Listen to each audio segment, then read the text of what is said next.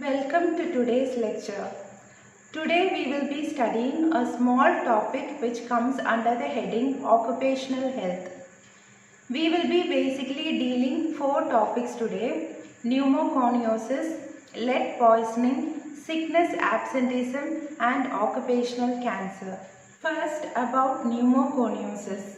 Pneumoconiosis is a health condition which is caused due to continuous inhalation of dust particles, basically in the range of 0.5 to 3 microns.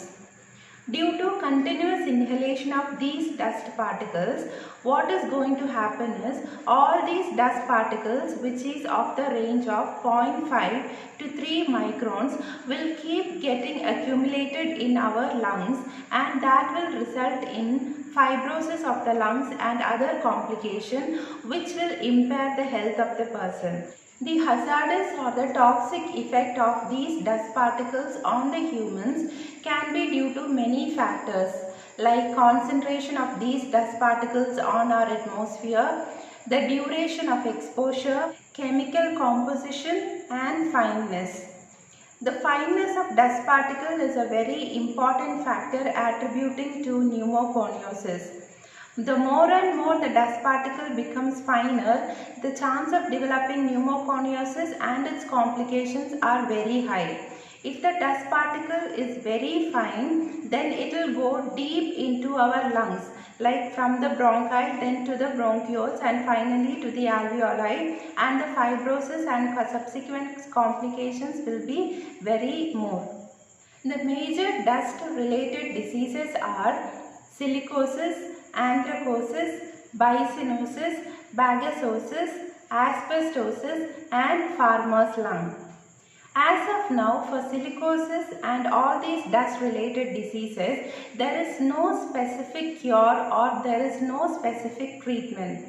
So the only thing which we can do is to prevent the occurrence of these diseases. So first we will learn what is silicosis. Silicosis is an occupational health condition due to inhalation of free silica or silicon dioxide. The first case of silicosis was reported in Kolar Goldfields, which is situated in Mysore. So since that, so many cases of silicosis has been reported in mining industry, rock mining, ceramic industry, pottery, iron and steel industry and in so many construction sites. The incidence of silicosis will depend upon several factors like the concentration of silica or the silicon dioxide in the atmosphere, the duration of exposure to these silica particles, individual susceptibility, chemical composition of these particles and the fineness or the size of these particles. Silica particles in the range of 0.5 to 3 microns, the chances of developing silicosis is very high. And as and when the duration of inhalation increases, the chance of developing silicosis is also increasing. The incubation period of silicosis ranges from few months to 6 years. In silicosis, pathologically what is happening is, as and when we inhale the silica particle, the phagocytes will come and they will ingest these silica particles and they will accumulate and block the lymph channels.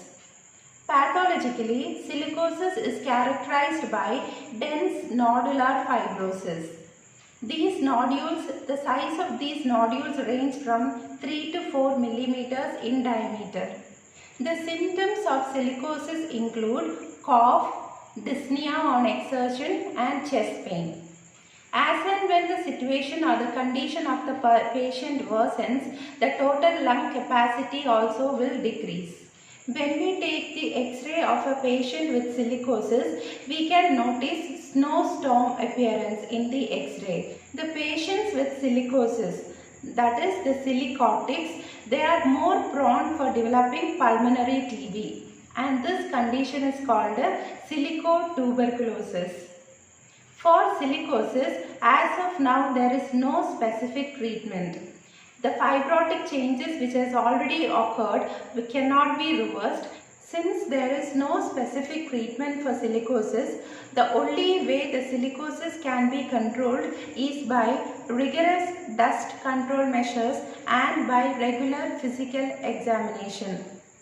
Rigorous dust control measures include substitution, enclosure, isolation, personal protective measures, hydroblasting and good housekeeping. Substitution means instead of using free silica or silicon dioxide generating particles, we can substitute those things by some other less harmful substances. Hydroblasting is a process in which we will be blasting water into the area which is contaminated with so much of dust. By enclosure or isolation, we mean enclosing or isolating the machineries which is supposed to develop higher amounts of dust. We will also require a good housekeeping team in which the dust which is generated continuously will be cleaned immediately from that area so that the workers will not be exposed to those harmful dust. Silicosis is a notifiable disease under the Factories Act of 1948 and Mines Act of 1952. So, if any worker in a factory is showing any symptoms of silicosis, it is the responsibility of the factory owner to immediately notify that case. Next, about anthracosis. Anthracosis is also known as coal miners pneumoconiosis. It is known as coal miners pneumoconiosis because it is mainly seen among coal miners. In anthracosis, basically there are two types. One is simple pneumoconiosis and the second one is progressive massive fibrosis. In simple pneumoconiosis, the patient will have little respiratory impairment and they will require very little ventilatory support, and the disease usually develops during a period of 12 years of exposure to dust particles. Whereas in progressive massive fibrosis, the patient will have severe respiratory impairment and they will require ventilatory support, and the disease condition will be worsening day by day. Coal miners pneumoconiosis is also a notifiable disease under the Factories Act of 1948 and Mines Act of 1952. Next is about bicyanosis. Bicyanosis is a condition due to inhalation of cotton dust particles. India has a very large textile industry and there are a very large number of people suffering from bicyanosis. The major symptoms of bicyanosis include cough, shortness of breath, bronchitis and emphysema. Next is bagasosis. Bagasosis is a condition caused due to inhalation of bagasse or sugarcane dust. This condition was first reported in India by Ganguly and Pal in the year 1955 in a cardboard manufacturing firm in Kolkata. This bagasosis is caused due to a thermophilic actinomycete known as thermoactinomycete saccharide. The major symptoms caused due to this thermoactinomycete saccharide include fever, cough, shortness of breath and hemoptysis. X-ray of the lungs show mottling in the lungs or shadows.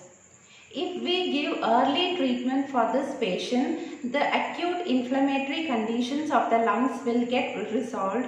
Otherwise, it will progress into fibrosis, bronchiectasis or emphysema. Now coming to the preventive measures of bagasosis. The preventive measures include dust control, bagasse control, medical control and personal protective measures.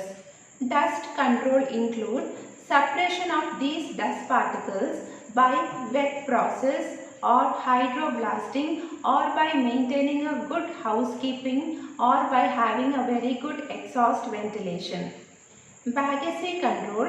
For controlling the sugarcane dust, we can maintain the moisture content of this bagasse by more than 20% or by spraying the bagasse with propionic acid. Next, about personal protective measures. All the workers who are working in this factory should be given protective masks or respirators with mechanical filters. Medical control is by giving the workers a proper periodic health checkup as and when it is indicated.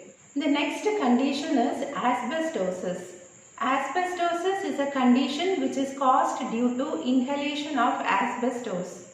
Asbestos are basically silicates of varying proportion. There are two types of asbestos, serpentine or the chrysolite variety and amphibole variety.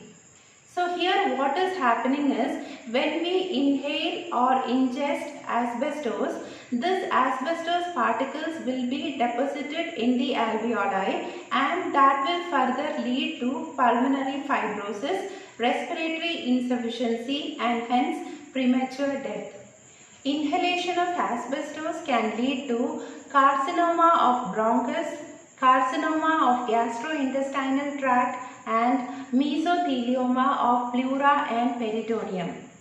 The condition called asbestosis usually occurs after a very long period of exposure to asbestos, like nearly 5 to 10 years of exposure. Clinically, asbestosis is characterized by dyspnea, but in advanced cases there can be cyanosis, clubbing of fingers and cardiac distress. Examination of sputum can reveal asbestos bodies. Asbestos bodies are asbestos which are coated with fibrin.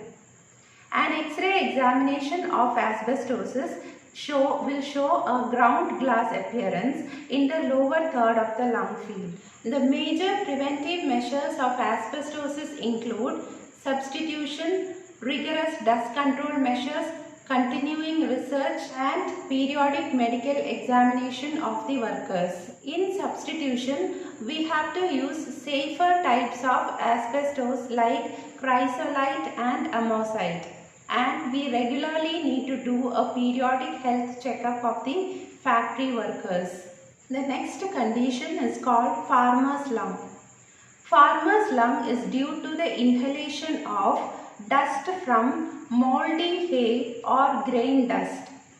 So here what is happening is, if the moisture content of this moldy hay or the grain dust is more than 30%, in this condition bacteria and several other fungus will start growing in this hay. So when the bacteria and the fungi starts growing, naturally the temperature of this condition will increase to 40 to 50 degrees Celsius.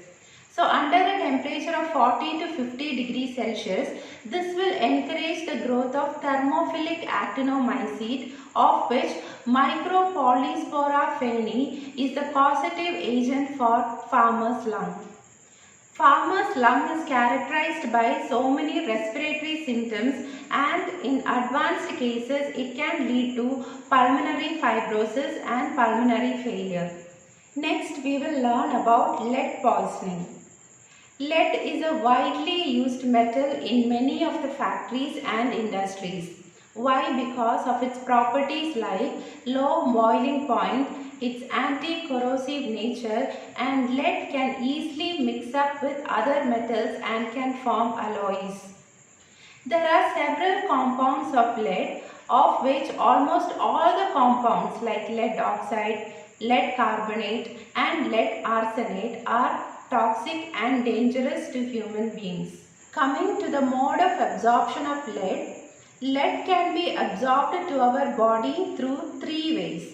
One is through inhalation, another one through ingestion, and then through our skin. Poisoning due to inhalation can be by inhaling the dust or the fumes from the lead and its compounds. Poisoning due to ingestion is very uncommon. Poisoning due to ingestion can be by accidental ingestion of small quantities of lead which is trapped in the upper respiratory tract, or by accidental ingestion of lead through contaminated hands. Organic compounds of lead like tetraethyl lead can be absorbed through the skin. The symptoms of lead poisoning will be shown when the levels of lead in the blood is more than 70 micrograms per 100 ml. Now coming to the clinical features of lead poisoning. The clinical symptoms of lead poisoning is collectively known as plumbism. The symptoms are different for inorganic lead and for organic lead poisoning. The symptoms of inorganic lead poisoning include loss of appetite, abdominal colic, obstinate constipation, blue lines in the gums, stippling of RBCs, food drop and breast drop. The symptoms of organic lead poisoning include basically it affects the central nervous system and the symptoms will be usually of delirium, mental confusion and insomnia. Now coming to the diagnosis of lead poisoning. A diagnosis of lead poisoning can be made through a proper history, clinical features and laboratory test. The basic laboratory tests which we do include coproporphyrin levels in urine, aminolevulinic acid in urine, the levels of lead in blood and urine and basophilic stippling of RBCs. For a normal individual, the level of coproporphyrin level in urine should be less than 150 micrograms per liter. The level of aminolevulinic acid in urine should be less than 5 milligrams per liter. The level of lead in urine should be less than 0.8 milligrams per liter and the level of lead in blood should be less than 70 micrograms per 100 ml of blood. Now coming to the preventive measures for lead poisoning. The major preventive measures which we can adopt to prevent lead poisoning include substitution, isolation, personal protective measures, good housekeeping, having a local exhaust ventilation and by doing regular periodic medical examination of the workers. By substitution we mean we have to substitute wherever possible this harmful lead by some other substance which is less toxic than lead. In isolation what we are actually doing is we are isolating all the works which generate higher or larger amount of dust and we will segregate all those things into one single unit so that the dust or the fumes from that particular area will not come outside. And along with that we need to have a very good housekeeping and a local exhaust ventilation so that the dust will not remain in our immediate surrounding. Proper health education regarding the personal protective measures which the factory workers should adopt and on the importance of personal hygiene on preventing lead poisoning should be made aware to the workers. Now coming to the management of lead poisoning. The major objective in management of lead poisoning is to prevent the further absorption of lead from the body. This can be done by removing the person from that particular atmosphere or by giving a saline purge which will remove the unabsorbed lead particles from the gut. The use of D-penicillamine is also found to be effective in lead poisoning which will help in the excretion of lead particles through urine. Now coming to occupational cancers. The major occupational cancers include skin carcinoma, lung cancer, bladder cancer and leukemia.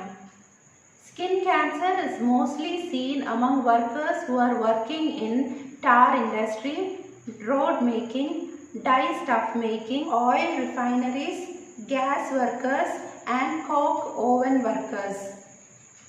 The major cause for lung carcinoma include tobacco smoking, air pollution and occupational exposure to compounds like nickel, chromium, asbestos and coal. Coming to bladder carcinoma. Bladder carcinoma is caused due to exposure to aromatic amines. Bladder carcinoma is quite common in workers who are working in rubber industry, dye industry, electric and gas industries. Leukemia can be caused due to exposure to X-rays, radioactive substances and benzol. The characteristics of occupational cancer are: they usually occur after a very long period of exposure. Usually, the period between exposure to the disease and the actual establishment of the disease will be nearly 10 to 25 years of time. And another characteristic feature of occupational cancer is that the cancer can occur even after cessation of the exposure to the disease causing agent. Now coming to the control measures of industrial cancer. The major control measures include eliminating the carcinogen by giving proper medical examination to the factory workers, giving them proper health education, by conducting regular inspection of the factory premises, and by giving proper notification of any cases of industrial cancer to the government. Now coming to the last topic, sickness absenteeism. The word sickness absenteeism means because of a particular disease, for how many days you didn't go for the work or you absented yourself from going to the work. Sickness absenteeism can create a very negative impact on the production of the factory. Absenteeism is a very useful tool for assessing the health status of the factory workers. Both physical, mental and social health status of the workers can be assessed using absenteeism. If you absent yourself from going to the work for so many days, it means that either the physical health or the mental health of the person is not good. Now coming to the incidence of sickness absenteeism. In India, there are more than 5 million workers working in various registered factories. The incidence of absenteeism ranges from 8 to 10 days per head per year. Next, about the causes of sickness absenteeism. The various causes of sickness absenteeism include economic causes, social causes, medical causes and non-occupational causes. Economic causes include the factory workers will be entitled for getting so many sick leaves. So, for taking privilege of those sick leaves, the workers will absent themselves from going to the work. So, this is the economic cause which is leading to sickness absenteeism. Now, coming to the social cause. If the person wants to attend any wedding or a family function, or if he wants to go for any festivals, then he will not go for work. So, this includes the social cause. Now, coming to the medical cause. Medical cause include if the person is having any particular disease. It can be an occupational disease or any other respiratory ailment or any other abdominal infection or anything. Because of that, the person cannot go to work. So that comes under the medical cause. And finally, the non-occupational causes which leads to sickness absenteeism. So that can include this drug addiction and other conditions like alcoholism, because of which the person is unable to attend the work. Finally, coming to the prevention of sickness absenteeism. Sickness absenteeism can be prevented by maintaining a very good human relationship in the working environment, by doing a correct pre-placement examination.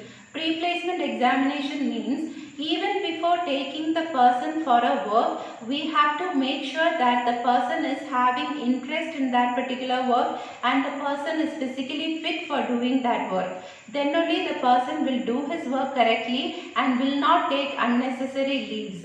And the factory should have a very good management which will create a harmonious environment in which the workers will feel good to work together. Thank you for watching.